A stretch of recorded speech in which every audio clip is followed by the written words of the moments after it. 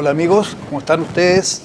Bueno, muy grato de estar de nuevo en esta triple mirada y también muy grato porque tengo justo a mi lado a dos personas que son muy interesantes y que creo que van a contribuir mucho a enriquecer lo que ya hemos hecho en esta triple mirada. Por ejemplo, tengo a mi izquierda a Francisco Currieco, abogado e investigador, y que nos vaya a inducir a analizar cosas que son bastante interesantes. Por ejemplo, Chile, y eso no lo podemos negar, está pasando con graves problemas éticos. Está la norma, está la ley, pero ¿qué pasó con la ética? Bueno, Francisco Currieco nos va a contar sobre eso. Y tenemos también a Aldo Madrid, que es ingeniero pesquero y al mismo tiempo tiene una granja marina. Tiene cosas muy novedosas porque es un innovador, es un empresario, pero que busca esencialmente respetar el medio ambiente. Yo creo que eso es un paradigma que todos queremos. Así que, bueno, bienvenido a esta triple mirada, Francisco, también Aldo. Me gustaría que nos contaras tú por qué estás investigando esta situación que describíamos, de la norma, de la ética, de la ley en el fondo. Claro. Bueno, es que lo que pasa es que cada día aparentemente tiene su afán. Todo el mundo, digamos, se dedica a sus cosas cotidianas, pero la suma de todas esas acciones finalmente tiene que también pasar por un filtro de un cierto cuestionamiento, en el sentido si estamos haciendo bien las cosas, más allá, digamos, de un cierto éxito económico, que Chile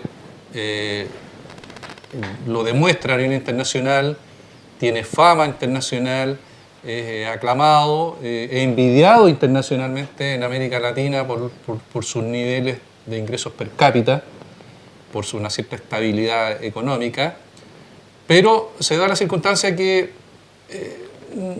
van surgiendo algunos asuntos que tienen que ver con si estamos construyendo y desarrollándonos adecuadamente desde el punto de vista de lo que podría llamarse desarrollo humano. Una cosa es el desarrollo económico, otra cosa es el desarrollo humano.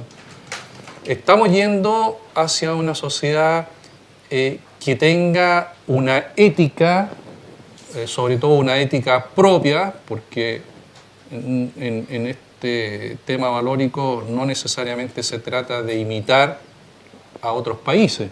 Cada país tiene su cultura, tiene su cultura local sobre todo, pero ¿cuál es nuestro estándar ético? Y hay casos, digamos, que todos los días son debatidos, básicamente periodísticamente, en que nos demuestran que pareciera que hay un desbalance entre desarrollo económico y desarrollo humano, y especialmente si uno lo enfoca desde el punto de vista ético. Yo creo que sí, y creo que algunos espacios que vienen a continuación, nosotros vamos a dar un lugar a esa reflexión que tú estás haciendo, que ojalá se vuelque también en una investigación y podamos darlo a conocer. Ahora, Aldo, bueno, tú, como lo dije también en un comienzo, multifacético, estás trabajando como empresario, pero tú piensas casi en todos los detalles. Nos contabas fuera de cámara que, por ejemplo, los envases con los cuales estás trabajando tú son reciclados. Estabas mencionando también cómo convertir el agua de mar en agua potable. O sea, hay varias cosas en tu desarrollo empresarial que se hace y se materializa con la producción y la exportación de especies al extranjero, pero paralelamente con eso tú estás pensando en un desarrollo integral, que se respete la naturaleza. Tú, cuéntame cómo es ese trabajo, cómo es posible hacerlo, porque algunos dicen no, tenemos que contaminar un poco para desarrollarnos. Entonces hay como un desequilibrio entre desarrollo, que como le llaman ellos, ¿no es cierto?, y realmente el respeto al medio ambiente. ¿Es posible? Bueno, siempre que hay una intervención, digamos, en un lugar específico, geográfico, hay una intervención antrópica indudable. Yo creo que el tema es hacerlo con respeto y con una mejora continua de ir disminuyendo, digamos, ese tipo de impacto, ¿ya? En este contexto nosotros en Punta Curumilla tenemos una granja, ¿ya?, que tiene 3 unidades, por así decirlo, una de investigación y desarrollo, otra que tiene que ver con la mantención y depuración de recursos hidrobiológicos vivos. Ya nos dedicamos a mantener los recursos marinos vivos, y una parte se exporta a algunos mercados como el asiático, el europeo, y también un porcentaje va a los restaurantes, digamos, de autor, específicamente en Santiago y en la quinta región. Y en este contexto, este trabajo que nosotros realizamos, siempre le estamos dando una mirada diferente, un trabajo que tiene que ver con la sustentabilidad, o sea, reemplazando el poliestireno por un envase de alguna forma que disminuya la huella de carbono, y eso también incorporando a nuestro entorno, digamos, a los mismos cocineros, a nuestros mismos clientes, mostrándole que de alguna forma con un trabajo, con un poco de conciencia de alguna forma, con sentido, podemos ir generando cambios, ¿ya? También tenemos otra línea que trabaja con proyectos de educación ambiental, ¿ya? Tenemos una línea que se llama Conciencia en el Mar, ¿ya? Que trabajamos con algunos proyectos de educación, primeramente en colegios de escasos recursos, y ahí trabajamos con cada una de nuestras operaciones que hacemos, tanto en el sur de Chile, en el norte de Chile, o también como en las islas, como Juan Fernández. Trabajamos con las comunidades en concientización, y en eso tenemos algunos proyectos en particular que yo creo que a medida que vamos conversando les podemos ir informando y invitando, digamos, a que se pueden hacer cosas con un poco de sentido. Sí, exacto. Claro.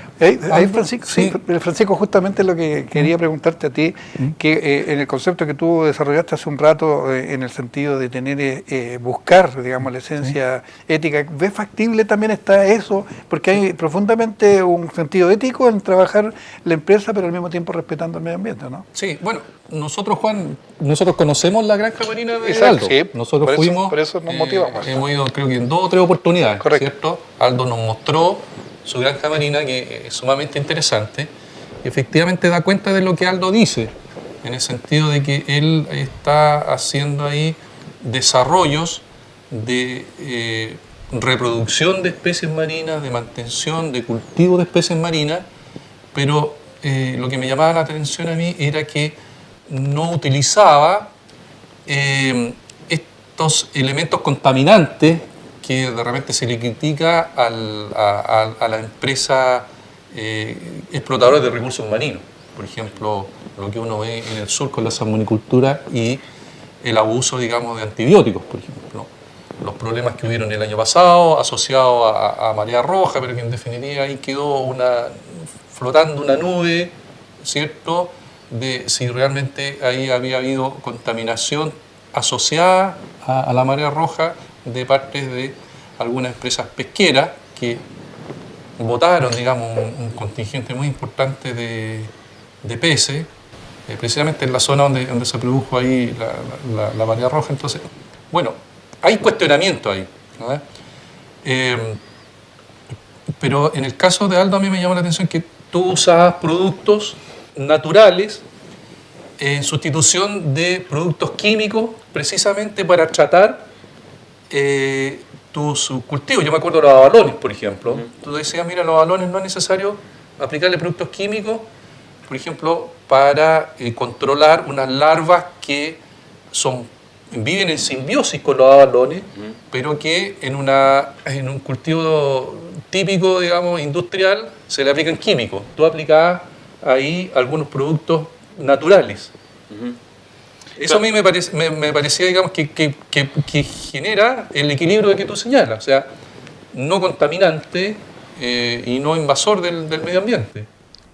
Sí, claro, nosotros venimos, digamos, de ser productores orgánicos de abalón, y en ese contexto se generaron protocolos, digamos, de profilaxis, o del tipo sanitario, digamos, para desinfectantes, anestesiantes, a través de investigaciones que realizamos con el apoyo también de Corfo, digamos. Trabajamos con el gobierno cubano para generar estos productos químicos, pero que no son de síntesis, porque al final siguen siendo productos químicos, y que tienen efectos positivos. De hecho, ahora en la industria, nosotros el año 2008 trabajamos en seminarios para que hablaban de una acuicultura más limpia, de una acuicultura de este contexto, pero en ese tiempo, en verdad, el tema ambiental no era preocupante. Ah. Pero ahora sí, ahora hay dinámicas de trabajo, de investigación, en las cuales sí, se está empezando a ocupar el propóleo, se están ocupando algunos químicos, digamos, de algunos flora nativa. Y en ese contexto nosotros seguimos trabajando, digamos, con eso, porque de alguna forma ya tenemos un poco de esa experiencia. Correcto. Bueno, es muy interesante todo lo que estamos analizando, porque si Chile se dice que es un país, parece con vista al mar nomás, pero sin una preocupación preponderante de todos por mantener esta riqueza que tiene el mar, este respeto que le debiéramos para no también seguir vertiendo material, digamos, contaminante en el mar.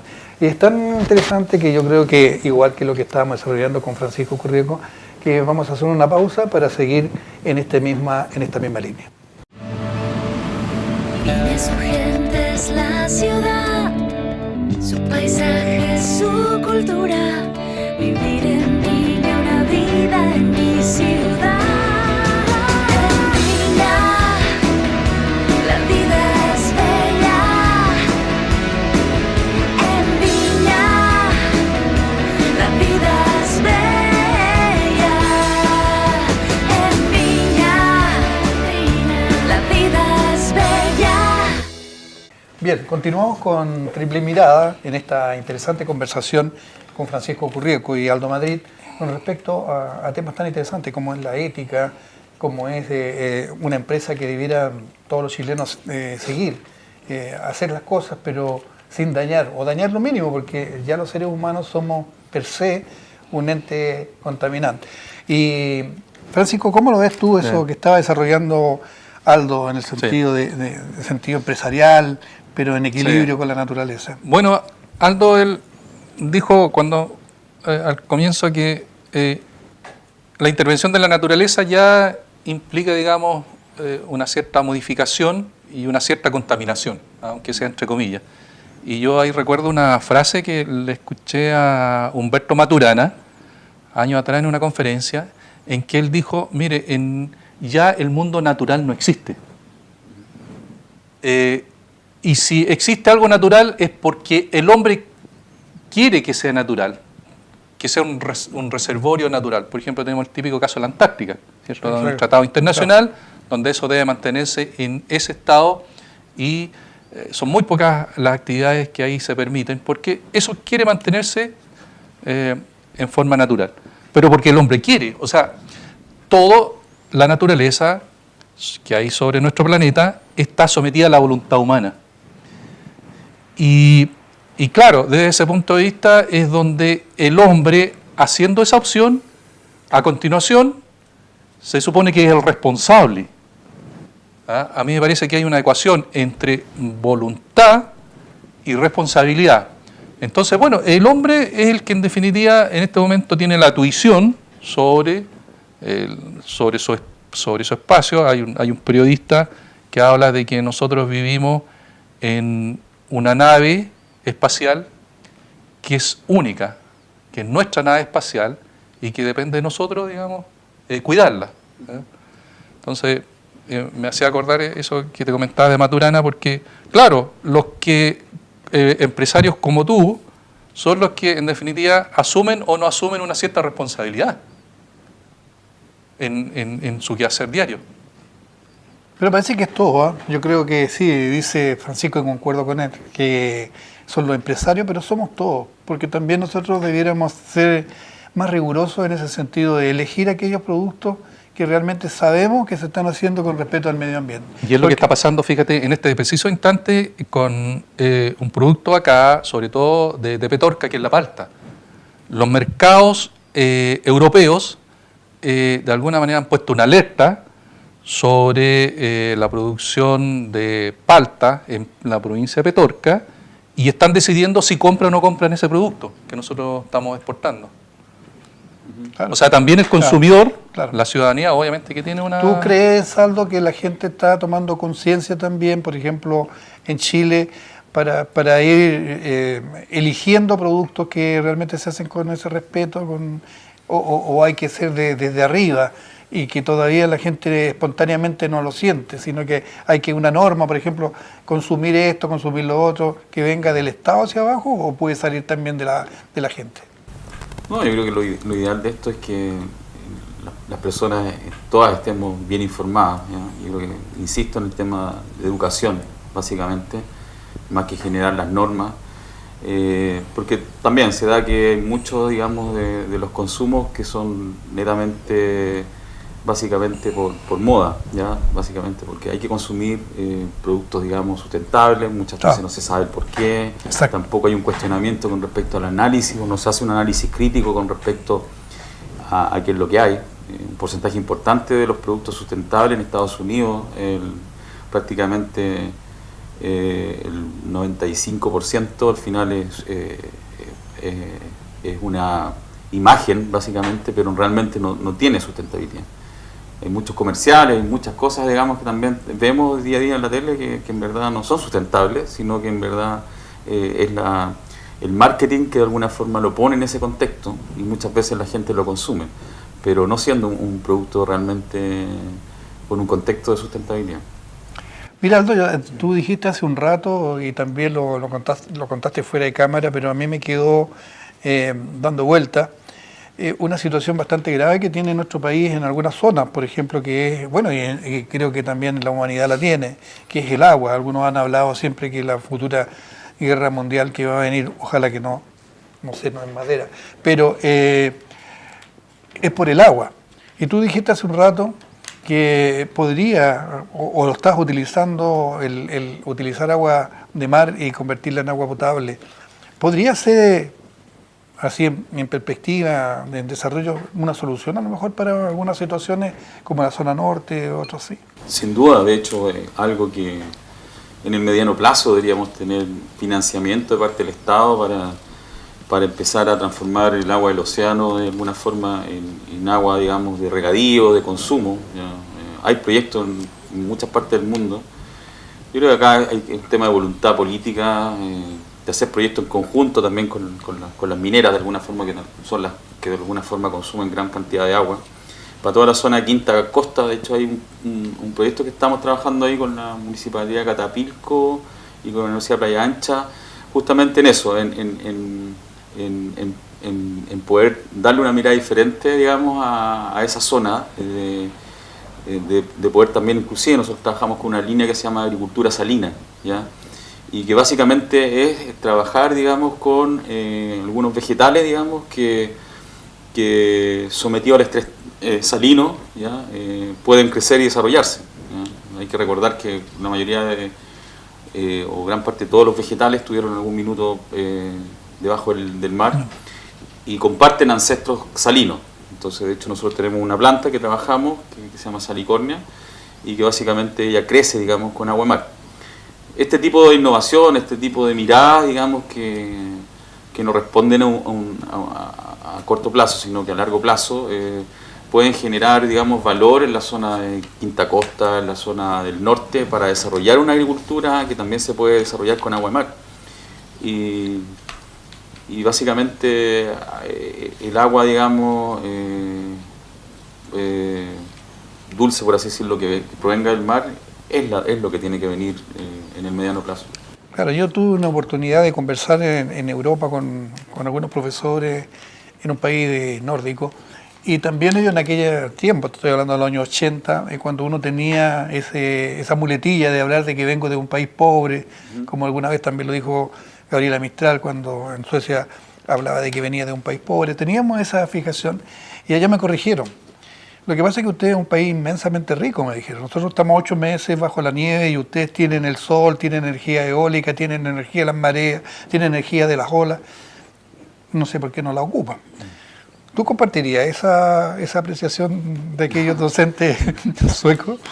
Sin duda que sí, somos un país extremadamente rico a nivel energético, solar, eólico, indumotriz, que todavía es una energía que recién se está explotando, y justamente también estamos trabajando con la Universidad de Santa María en un proyecto piloto de indumotriz, que es súper interesante, en verdad, porque tenemos una costa de este océano Pacífico, que no es tan pacífico, digamos, que llegamos, Exacto. y que eventualmente, o sea, claramente tiene un poder energético bastante interesante, digamos, para la implementación de este tipo de energía. Correcto. Bueno, está tan interesante este tema que realmente dan ganas de seguir conversando, pero vamos a una pausa y luego vamos a continuar con esta conversación. Se abre una ventana a la cultura.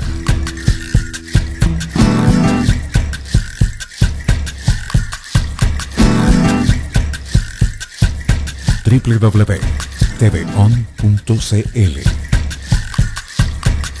Y continuamos en esta triple mirada tan interesante como lo que estamos hablando, ética, medio ambiente, preservación de los recursos, etcétera. Para nosotros realmente vamos a seguir un ciclo de conversaciones porque prácticamente estos temas son inagotables. Inagotable como es, a ver, ¿será así el mar Pacífico? Si no lo cuidamos, sí, sería agotable. ¿No te parece, Francisco?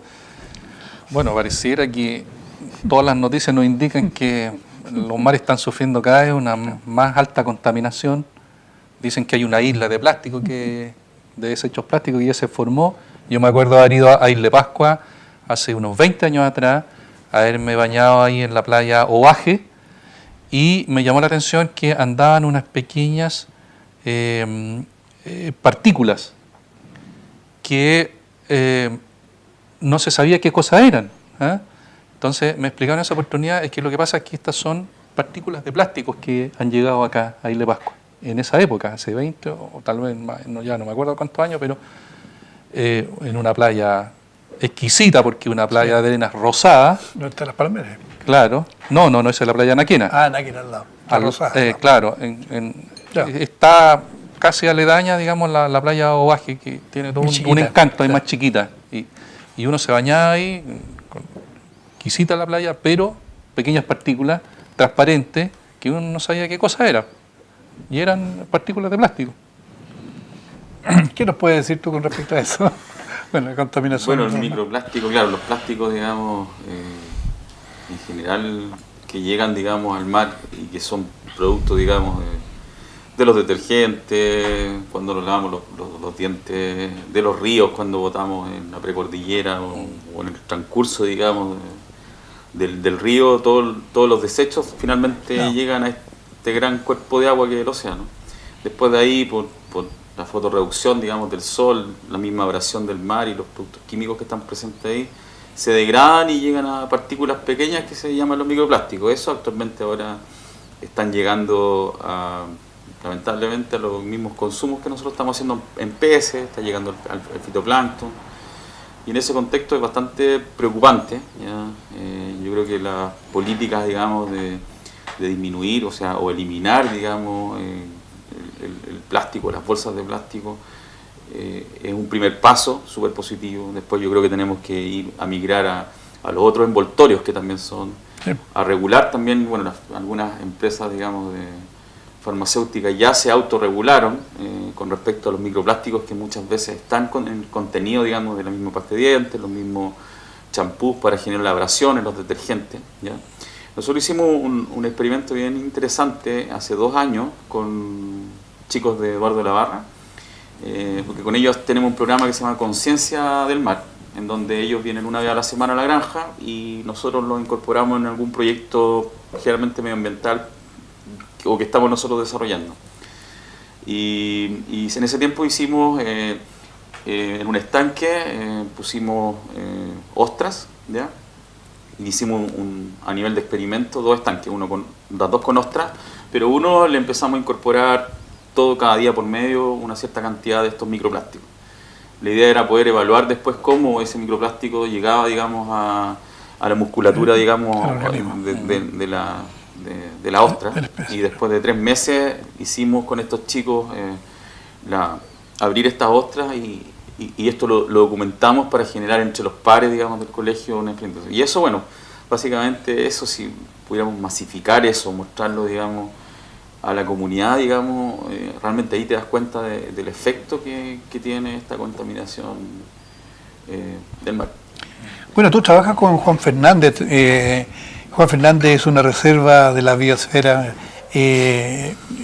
¿Cómo está ahí la situación? Porque, ¿cómo la ves tú en general? Bueno, hay un gran vórtice de plásticos sólidos que está entre Juan Fernández y que es como cerca de uno de los 5 vórtices que está en el planeta, digamos, de estas grandes islas, digamos, de microplástico. Está en la isla entre Isla Pascua y Juan Fernández. Juan Fernández en particular, bueno, tiene una biodiversidad altísima, prácticamente comparado con Galápagos a nivel, digamos, de especies marinas, claro. ¿ya? El tema es que no tiene la suficiente, digamos, financiamiento como para generar investigación, que es lo que sí, en este caso, ha tenido, digamos, Ecuador con Galápagos. Y claramente es un lugar muy prístino, pero también muy sensible, digamos, ¿ya? De cualquier cambio o efecto ambiental que hay. Claro, nosotros trabajamos principalmente con los recursos, digamos, de esa isla, con los pescadores artesanales. Y bueno, es preocupante con respecto a lo que pueda venir, digamos, y por eso yo creo que hay que hacer un trabajo de concientización rápido. Nosotros trabajamos en un proyecto de FPA, digamos, hace 2 años, con los chicos de la escuela ahí, y armamos el primer proyecto que era de reciclar la basura o los residuos, principalmente a bordo de las embarcaciones pesqueras de Juan Fernández. Un proyecto bastante bonito que buscaba un poco concientizar al pescador para que los residuos que llevaba, digamos, en las embarcaciones las pudiera, cuando terminaba la faena de pesca, depositar, digamos, en puntos limpios, digamos, para ellos. Y ahí nos dimos cuenta, al comenzar a hacer el diagnóstico, en que el grupo etario, de alguna forma, que menos conciencia, por así, tenía, no conciencia, en verdad, que básicamente era una práctica, eran sobre los 50 años hasta 70 que pescando, pero básicamente porque nadie le dijo, el plástico llegó a Isla Juan Fernández recién en los años 90 y algo.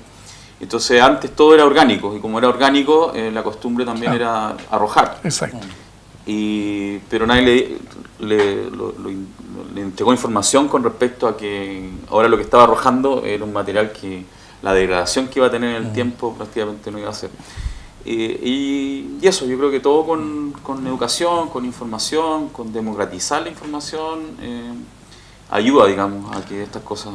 Aldo, ¿a ti te parecería que en Juan Fernández se tomara una medida tal como se acaba de tomar en Isla Pascua, que incluso se normó, tengo entendido que hay una ley, en que se está poniendo un límite a la migración hacia Isla Pascua y a la estadía, en términos de que no aumente la población, porque son espacios, digamos, que no pueden soportar un volumen de población relevante, y ya creo que Isla Pascua está en su límite, como creo que con 4.000 habitantes.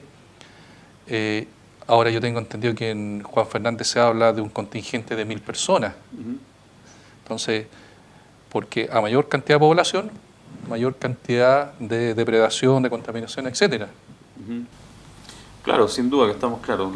La capacidad de asimilar los residuos son limitados, ¿ya? Sí. Pero muchas veces estos crecimientos, digamos, poblacionales no son con una mirada a largo plazo, ni siquiera se planifican, que es el gran problema que existe ahora. Lo cual debería, obviamente, planificar, definir capacidades de carga. Claro, sin duda que yo creo que cualquier mirada de crecimiento poblacional que incorpore limitantes o capacidades de carga va en función, digamos, del medio ambiente, poner el medio ambiente como algo fundamental más que otras cosas. Y disculpa, Juan, ¿cuáles son, a tu juicio, las capacidades productivas que tiene Juan Fernández?